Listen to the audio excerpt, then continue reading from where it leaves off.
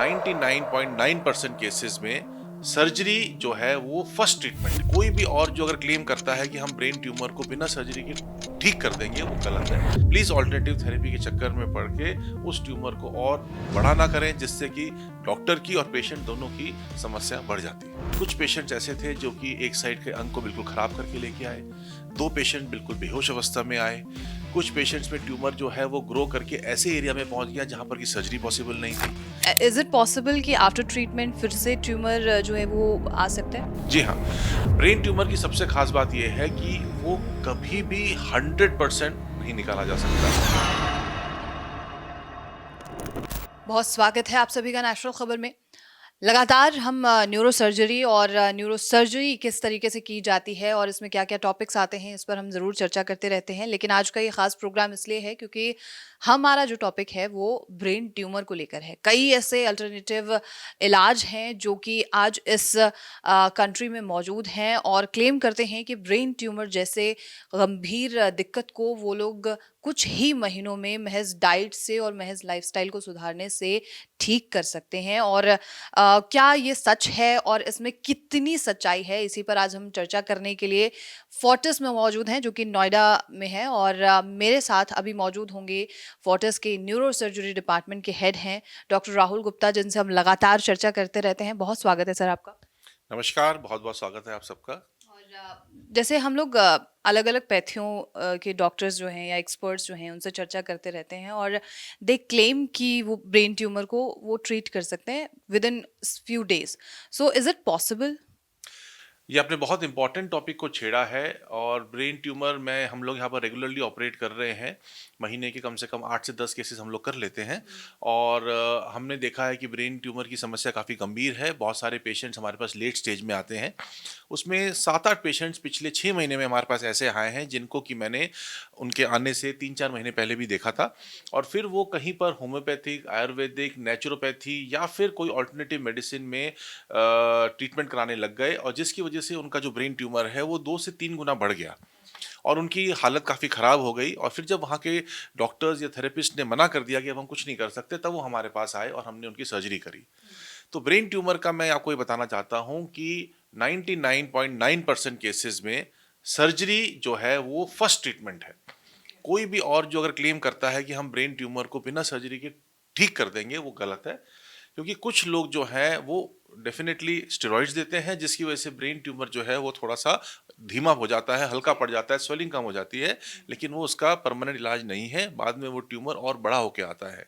तो मैं लोगों को ये सलाह दूंगा कि किसी के भी परिवार में या फ्रेंड सर्कल में अगर कोई ब्रेन ट्यूमर डिटेक्ट होता है तो प्लीज़ एक न्यूरो सर्जन के पास जाके मिलें, उनसे सलाह लें। सर्जरी, बायोप्सी, रेडियोथेरेपी जो भी वो सलाह देते हैं आप उसको फॉलो करें। प्लीज़ ऑल्टरनेटिव थेरेपी के चक्कर में पड़ के उस ट्यूमर को और बड़ा ना करें, जिससे कि डॉक्टर की और पेशेंट दोनों की समस्या बढ़ जाती है। लेकिन जैसे क्लेम्स आते हैं कि हम सिर्फ डाइट के माध्यम से या सिर्फ लाइफस्टाइल को चेंज करने से किसी भी प्रॉब्लम पे काबू पा सकते हैं। सो इज इट पॉसिबल कि सिर्फ डाइट से या लाइफस्टाइल को चेंज करने से किसी भी गंभीर बीमारी पे और खासतौर पे ब्रेन ट्यूमर पे काबू पाया जाता है? तो हम जब ब्रेन ट्यूमर की बात करते हैं तो बेसिकली ब्रेन ट्यूमर जो होता है वो प्राइमरी ब्रेन के सेल्स से अराइज होता है। और इसका जो डाइट और हमारे हेल्दी लाइफस्टाइल से डायरेक्ट रिलेशनशिप नहीं है।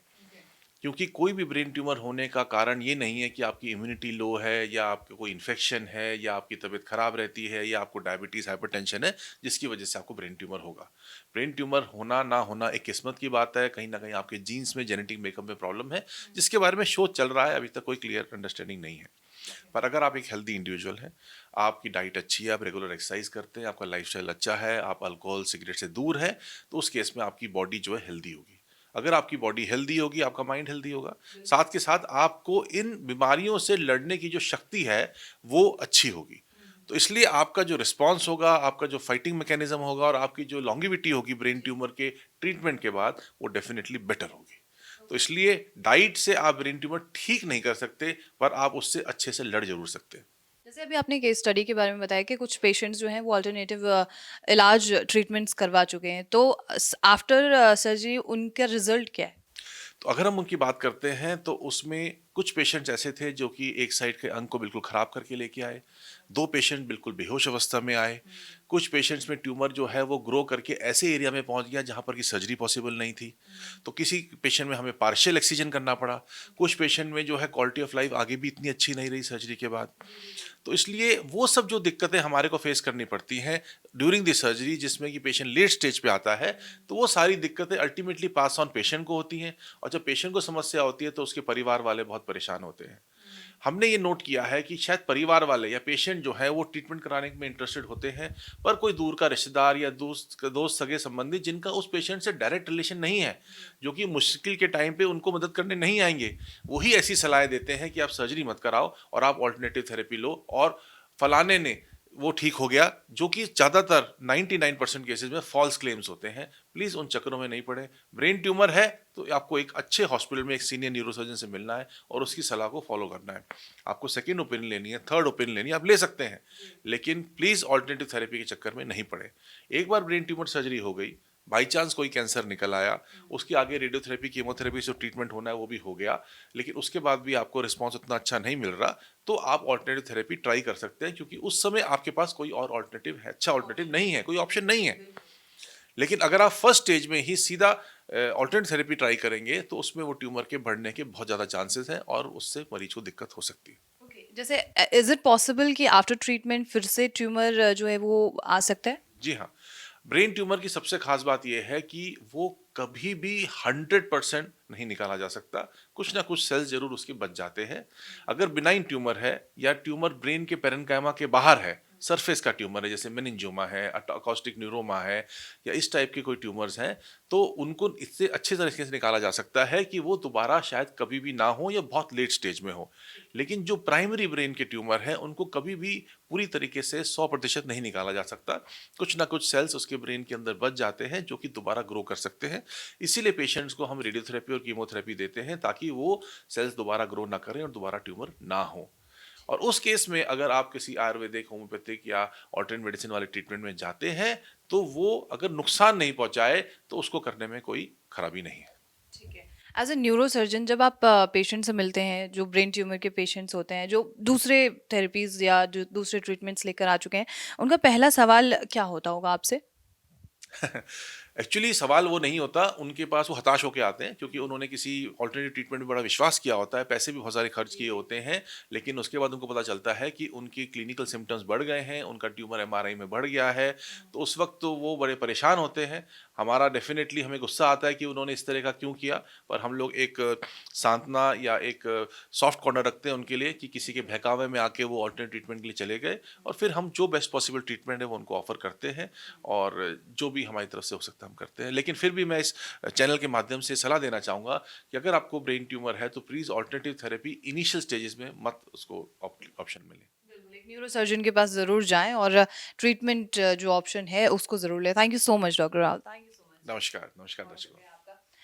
तो ये पूरी जानकारी है। ब्रेन ट्यूमर के मरीज़ जो हैं वो काफ़ी ज़्यादा खुद ही हताश रहते हैं, क्योंकि अपनी प्रॉब्लम्स की वजह से वो अलग-अलग लोगों से घिरे हुए हैं, अलग-अलग सलाहें उनके पास आती जाती हैं और हर सलाह को मानने के लिए कहीं न कहीं वो तत्पर होते हैं कि किसी भी ट्रीटमेंट से मैं ठीक हो जाऊं। लेकिन समटाइम्स जब हम अलग अलग अल्टरनेटिव थेरेपीज़ या ट्रीटमेंट लेने के लिए जाते हैं तो कभी कभी वो चीज़ ख़तरनाक भी हो सकती है। लेकिन अगर आप एक न्यूरोसर्जन से सलाह लेते हैं, कंसल्ट करते हैं, ट्रीटमेंट कराते हैं, तो हो सकता है वो चीज़ आपके लिए बेहतर हो, वो एक अच्छी सलाह आप तक पहुँचा सके। और अगर आपके मन में कोई भी सवाल है तो आप पूछ सकते हैं, और ऐसे तमाम खबरों के लिए आप नेशनल खबर के साथ बने रहिए।